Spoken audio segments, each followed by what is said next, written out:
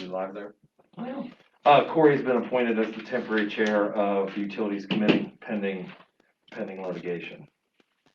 Okay, it is 7:08. We're going to start the Utilities Committee meeting this evening. We need to amend our agenda to add the utilities organizational structure that Mr. Frank has provided us. And Mr. Chair, I would also like to add, just to open a small discussion about our trash contract and the alleys. Do that. I'm all right with that. Mr. Duffy, you okay with that? Yeah, absolutely. Wonderful. And then I think Scott brought us here tonight because he wants to talk about the water department, is what was actually announced in our meeting. The water billing and the Billing, yeah, so who's water gonna billing back in the land, or not back, but putting the water bill in the landlord's names. Correct. So we previously talked about it, but we had a lot of other stuff going through at the same time, and that one just got tabled. All right. So let's talk about your organizational chart here that you have for us first, Mr. Frank. Yes, sir. So what I've done is provided where we're currently at and where I would like to get to as far as the organizational structures of the utility departments, if you will. Currently in the top, it's just a block and line chart. You know, you have city manager, utility superintendent, operator of record for the treatment plant, and the operator of record for the water plant. None of those that I just mentioned are within the union, and the operator of record at the water treatment plant is actually a contractor. So looking down the road, there'll be no immediate changes in either one of those operator of records, but what I'm trying to do is get it where those two plants, for the sake of strategic control and administrative control, are all underneath a service director, if you will, or whatever you want to call it. But the big change there is the future operator of records would be within the union. And that is something that the union guys has expressed a significant amount of interest in. Getting the folks within there gives them representation should something happen. We in the city have a history of things happening in the past, and folks didn't, they were outside the union, didn't have that representation. So what I'm trying to do is make the operator of record jobs more appealing. As the operator job for the wastewater treatment plant, he has about 6 years left before retirement. And with our contractor at the water treatment plant, we're not under any timeline obligation with him. I don't believe he's going anywhere anytime soon, but it is a risk. So what I'm proposing is to roll them all up under one. The plants, the operator of record will always be responsible for the plants. Service director, whoever, will have no more influence over the plants for day-to-day operations than I do, because currently those two folks report to me. I don't tell them how to run the plants because I don't have the EPA license. So my job is to support them, and having the service director over there will also lead us to looking more forward, especially when it comes to grants and such.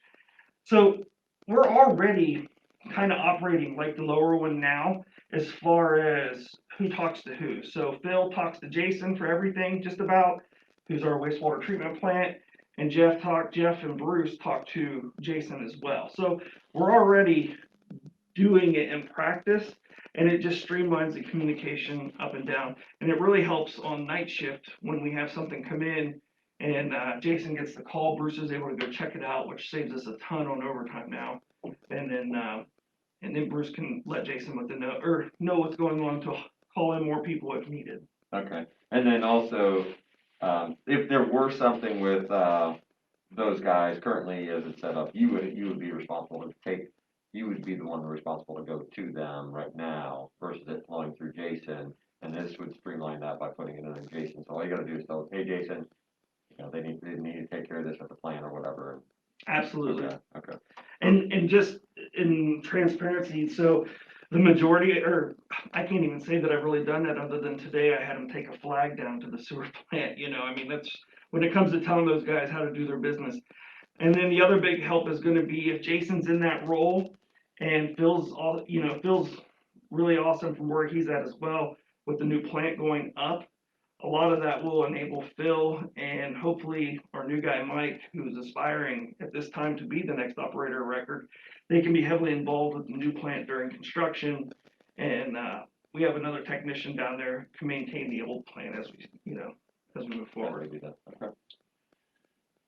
So are you gonna start getting, other people licensed in these areas? Yes.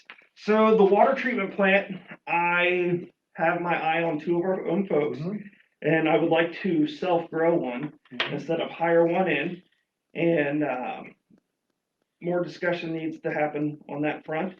With your approval that you folks did the other night on the union contract, you've put money in a position now where those operator records can go after that, and they're closer to what their value is. So I believe in the union contract, it's an extra $1 an hour. Currently, we have nobody qualified to take that $1 an hour. But if they got their license and became the operator of record, then that $1 an hour would apply. So. Nice.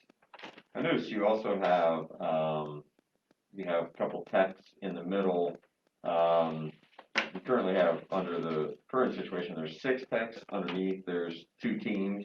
Are there still 6 techs, or are there only 4 at this point, you think going forward? As a team leader. So the other good thing, so with the service contract, I feel like we made some really good changes on both sides. That was, I think, a good win for those guys and a good win for us. So the way it's worded in the contract now, we have the option to pick a team leader. Now, when we say pick, there's a raise with it. I don't remember how much it is exactly, but it's not permanent and it's not based on seniority. So it's whoever's the most qualified. So you could be a team leader for 6 months out of the year during a project, and then after that 6 months is up, we switch gears and somebody else is more qualified to be a team lead at that point. But that pool of resources has 6 technicians, and up to 2 of them can be a team leader. Okay. I think it gives them incentive to want to grow too, That's absolutely right. Does that mean their pay fluctuates in as they're a team leader, and then when they're not a team leader, it goes down? Right, and it was specifically worded in there that it is a temporary appointment. You might have it for 3 years, we have the option with the way the contract's written to take it back down, and it's not a punishment. It's solely based off who's the most qualified for that type of work. So this summer coming up, we know we're pretty much gonna have to give up one of our water guys to work with the contractors during all the changes for the water meters. And the reason why is just the way our infrastructure is. Our guy's gonna have to stab a shutoff valve onto a live line before the contractor can do their piece. And that's just gonna be straight work all day, pretty much every day. And if it turns out needing 2 people, then one of those 2 then would become the team lead for that. But once the grant's over, that would again change. Okay. And who picks that team leader? Myself and the superintendent. So it's a recommendation from both of us. Okay. What if but neither of you agree on that? Whose decision then is to proceed? So we didn't specify that in the contract, who supersedes. I would like to think that we could be able to come to a conclusion. However, I also know that, I'm not going to be here forever, and neither's the guy filling those shoes right now. So it is a possible problem. Hopefully in the next 3 years, we don't have that problem. And then, at the end of this 3 years, if it, rears its head, then we can address it at that time. Absolutely. Well, it sounds like a good plan to me. I mean, it makes a lot of sense. And also, because, the thing was the operator of record for years, had to leave the union, correct? Yes. And that was always a big fear. That's the one thing I always heard was that no one wanted to ever take that jump because of no job security. So, And it's different than being, say, an actual leader of a department where Right. you're leading the union. Right. It's not as much of a responsibility, if you will, for leading other people. Right. Well, and if I may add to that, talking to the resources we have amazing resources on our team. I do. And, one in particular could run that plant blindfolded, but he's not a fan of supervising people. So this is where you get the best of both worlds, because now if that guy chooses to be the operator of record, he can run the plant exactly how he or she wants to. But they also have a boss, Jason, if they need extra resources to come in, you know. For example, we had a water line break last year this time inside the plant. You know, that's a simple call, all hands on deck, go out and take care of that. So this just, again, streamlines the chain of command, but it also gives us an opportunity to possibly put somebody in charge of the plant that's not necessarily a fan of managing people. Good. All right, so will you need legislation from us to make these adjustments then? Yes, sir, we would, and it would be, I mean, I can type it up and get it over to Mr. Hunter, that's not a problem. I think it's relatively simple. The other thing that I would ask is when we put Jason in, we put him in at salary, and he was actually making less than his guys. With the expanded, span of control and the level of performance which he's been performing so far over almost a year now, I would like to ask if we could increase his salary to be more comparable to his peers. Okay. Well, first thing I would say is I'm okay with pushing forward on the restructuring of this. Yeah, as far as the raise, you have to take yeah. that through finance. And then we'll have to For sure. take the financial side of it over Take to the financial finance. side of And that. maybe we can discuss that at Monday's meeting then. Yep, perfect. What, I just didn't want to do. Do you have a one without the other. recommended salary? I do. I mean, is here the place or? Well, we can start here. So if we put him at 52, he would be the lowest out of his peers. And he would also be slightly lower than Phil, but Phil's been here a really long time and Phil also has the license. So he would be right there at the bottom of where everybody else is, if that makes any sense in terms of management. Okay. And I can also show you guys the numbers with the spreadsheets with all the changes that we're making, how to make that number happen. Okay, that I would probably bring to finance. yes. Absolutely. So. Yeah, I'll bring the spreadsheet, that way you can see. I'll make a motion to forward it over to finance. Yes, let's take that to finance and make sure that there's. That's unanimous. Perfect. And, we're all in agreement For that. to send the restructuring Absolutely. to council. Yep. All right, wonderful. Full vote. So if you can get that legislation over to Mr. Hunter, then that'd be terrific. Well, I think we should probably just wait till Tuesday and see after the finance meeting and see what comes in, then we can just do it all at once. Bring it before the council. Bring it before council with the structure and the Yeah, but position. The structure's separate. The structure is gonna be a separate piece of legislation. And I think also the job should be separate too, there where it's not. So, yeah, but so if your structure, so basically you're gonna be announcing him as service director, correct? That would be my intention, then- and he's doing great. You might as well address the salary at the same time, in the same ordinance. Correct? You can, doesn't matter. I mean, that's, I guess it would. Well, we're depend still on- needing an appropriations ordinance though. Right. For the finance side of it though. Yeah. So it's still gonna end up being two ordinances. But yeah, I mean, I guess if you wanna do the restructuring and announce him as superintendent, that's fine. I mean, cause, Well, I mean, yeah, so once it goes through finance, I mean, that's gonna be Monday, right, and then as long as we get legislation over to, assuming we can approve it on finance, but. Yeah, I that mean, makes 'cause sense, you so. you don't know. it's all up to Carla. It is. Contingent upon whether or not we're gonna have the funds to be able to do so. Right, within our budget. Okay. All right, we'll push it on to the other committee and we'll have this, on standby in the event that we pass it in finance. Mhm. Perfect. Okay, Next. Mr. Sherman, you wanna, lead us on the, trash and alley discussion? So, at the request of Carla, I drove around Sunday with her, and Always throws you right in there, doesn't Right. it? So nice. so she was fighting for the people in the alleys, and she pointed out several locations, and I think it's something we need to relook at, because I do know that like Elizabeth Street is not accessible by the street, because people are gonna have to pull their garbage cans up. It's either up or Steps. down. There are some people in Poplar and some people in Chestnut that do not have or front access just because of the way their house is situated.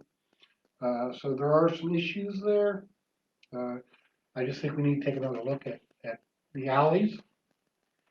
Well, we had, at one point, we had, I thought we had sat down with Rumpke and said, only single axle. They actually have a single axle truck. The new guys, they're only using a single axle. They're only using a single axle. So we're not gonna have this big double axle, super heavy. And you know, part of the reason for that is I don't believe Rumpke came and dumped at our dump here. They went back to their own dump in Jackson. That's Right. correct. And They had to therefore, haul more. they had to haul more to be okay. With our new trash company, There's no if they need to go empty, they can go empty and be back in business in, Right. 10 minutes, 15. Is So- this, what will the impact of these trucks, be on our alleyways? I mean, So I'm there's- assuming less than Rumpke. Well, I don't know in terms of that. The big issue, so all the haulers are the ones that didn't want it in the alley for a multitude of reasons. And the biggest one is not knowing who paid. Because there's no numbers in an alley. So you have no idea who's paid, who's not paid. If there's a big item, who do you charge it to? Did they pay? So there's just really no way of knowing that sort of information. So when the previous chair here was doing all that discussion, we actually had a very long discussion about it. The talk was there was always going to be an exemption process through the city manager's office, which our current code already states that. So with that being said, especially talking to this hauler, he's already suggested that he and I ride around together Nice. and look at houses that, have called us and said it's gonna be a problem and come up with a solution. So one of the solutions may be, so for example, I went and looked at one on Poplar Street, and she has a retaining wall in her front yard and a small set of steps. So in that scenario, she could potentially reposition her trash cans, and then at that point, the hauler would go up the steps and get it and take it back to the truck, because she's not physically able to take it up and down the steps. So the hauler is definitely willing to help. And then if it's a whole alley, like you just mentioned on Elizabeth Street, absolutely, it makes total sense that, because I'm familiar with what you're talking about on the front side of Elizabeth Street, it's a cliff straight down. And I get it that there's gonna be those, but that was all gonna be the intent, if I recall what Mr. Smith's intent was that was all gonna be by exception, not the norm. What about, didn't we talk about maybe stickers to make it easy for the drivers to see? Yeah, I mean, here's the thing, I think if we do go the sticker route, and if it's whether an alley route or whatever, there could be, you could add different things to it, like, a lot of the haulers say that you have to have a bed or a mattress Right. cover bag, but at the same time, it should have your address wrote on where it came from. We've addressed that already. Okay. The auditor already ordered special stickers for the bulk items. Nice. Because one of the discussion pieces that the current hauler that we got offered was they take a picture. So if you want to have a bulk item hauled, you just put it out there. They take a picture and send you the bill. Well, Not in this town. right. So you got to prepay for your bulk item, Not in get this your town. sticker, and then they'll come pick it up. I've had several gift with purchases. How many mattresses did we see riding? Oh, they're Quite a few, everywhere. yeah. They're everywhere.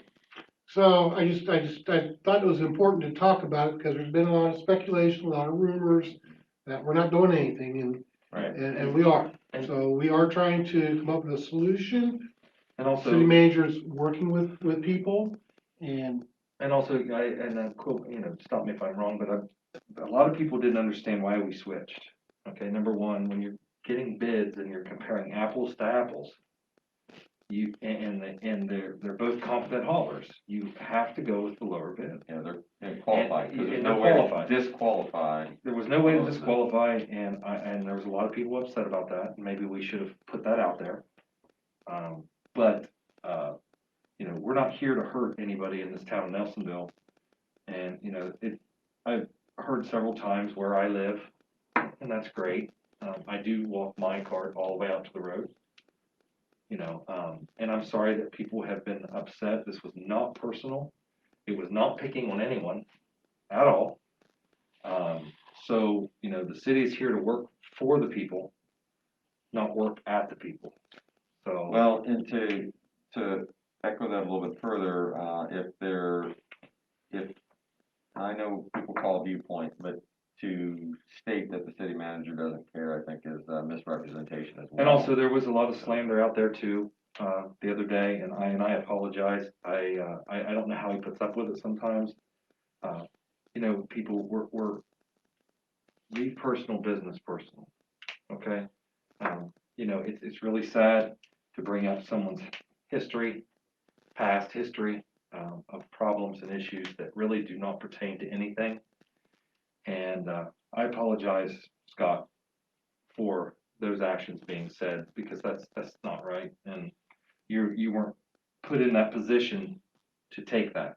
So, I just want to tell you that I'm sorry that that had to come up. So, other than that, I agree with that. I appreciate that.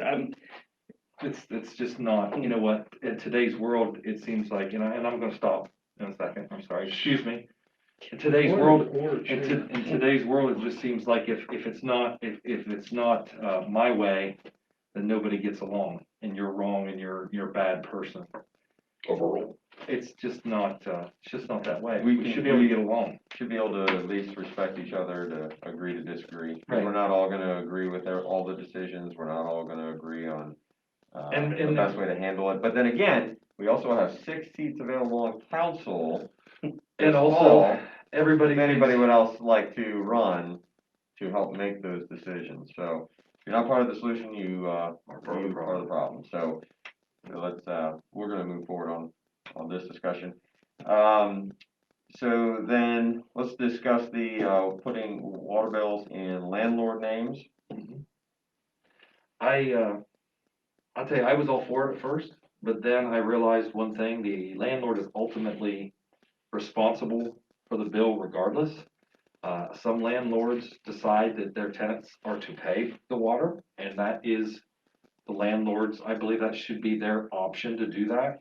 At first, I don't do it that way, but that doesn't make it right. I've just chosen to do it that way. And with the trash billing, you know, the landlord has to pay the trash anyway. So then when you start doing that, you know, on the landlord's home bill or whatever bill he chooses, he could have all those addresses listed at the bottom with the total that's owed completely.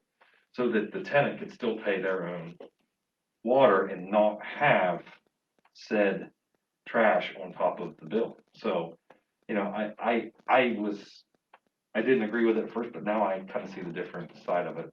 Because like I said, there's a lot of landlords that do make their tenants pay their own water. And therefore, if they have to pay the water, their rent's gonna go up, most likely, and it's gonna just cause a heartache. So, that's my opinion. Go ahead, man. You're looking nice in your piece. So, what, I guess my question would be, is putting all the trash on the landlord's home water bills or whatever is gonna obviously create a little extra work, so is not being the one that has to bill it, I don't have any skin in the game, because I don't have any properties that I'm a landlord on. What's the auditor saying about that? I guess I was slightly confused by the way you started out. So It's not gonna be that much work. the water bills go to whoever is set up on it now. Right, And then the trash bill, the only place it's gonna get weird is those folks that have a lot of rentals. right, However, we've already talked to most of those landlords now, and it's my understanding, and forgive me, I'm not familiar with the billing, but you guys already get if you have multiple water accounts, you get one big bill with it all broken out, is my understanding.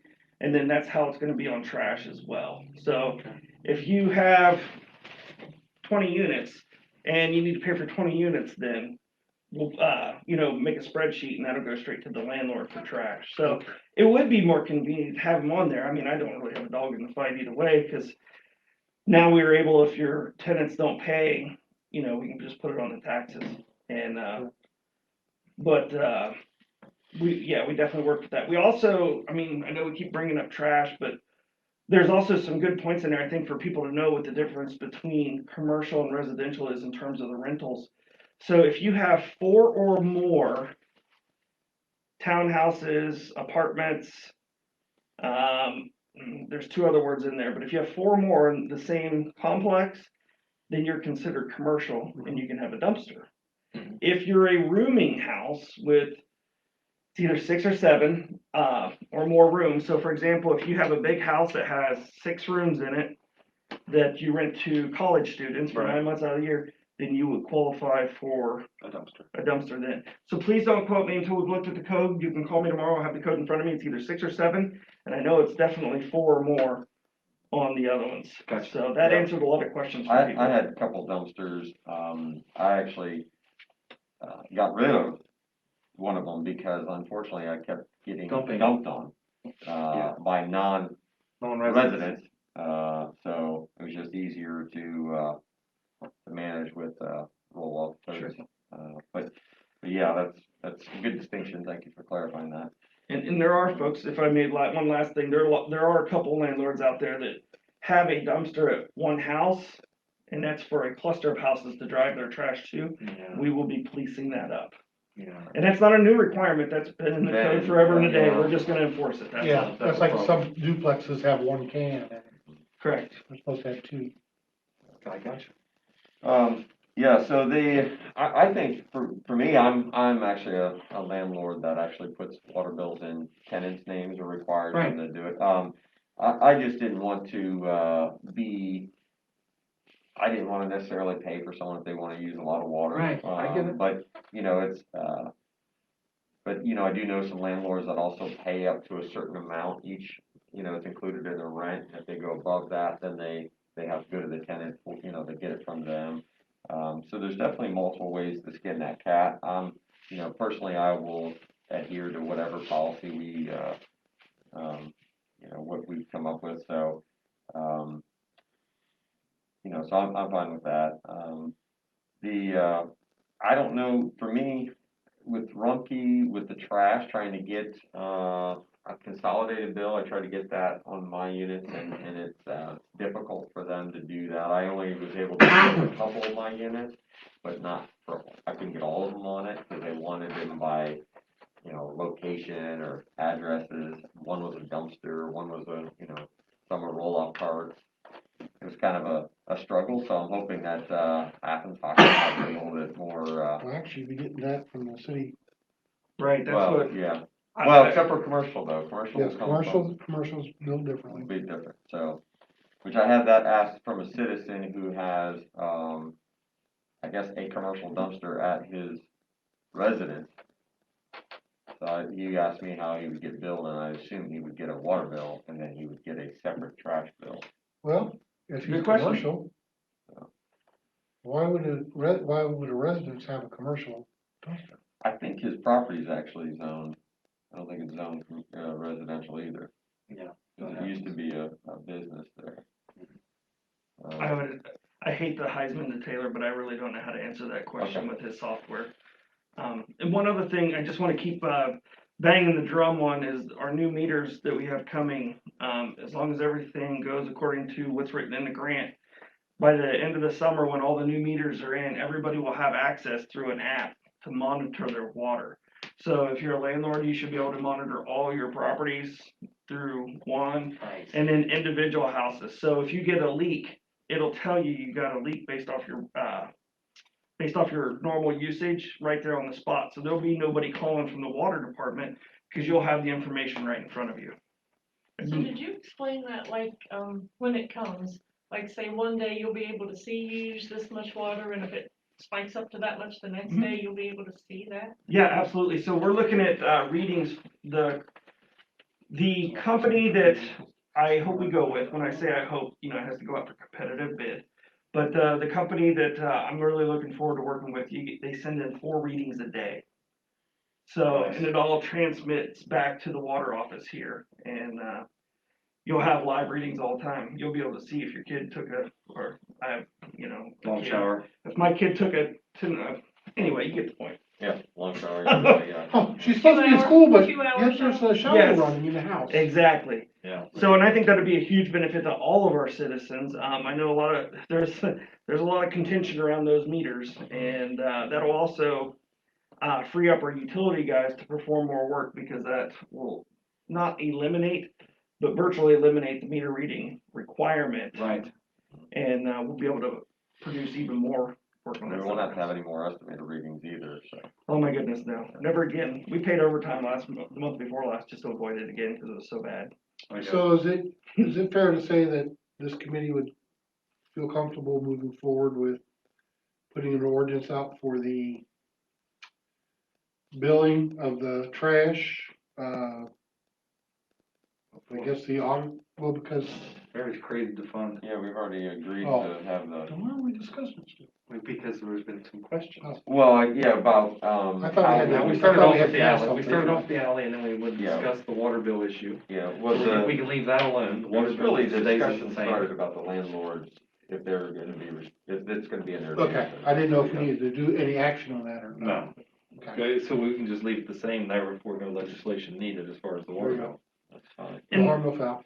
And again, you folks make all the big decisions, but one of the things I would like to do in a couple of years with us doing the billing, hopefully we can generate a little bit of revenue and then start providing the roller dumpsters and recycle dumpsters to the citizens at no cost to them, so they wouldn't be required to rent them And anymore. that would also save them $2 a month. Yes. Absolutely. Okay, I'm all for it. All right, sounds good. Any more Anything else? discussion around I that? think we're done. All right, Thank you, well, let's- Shannon.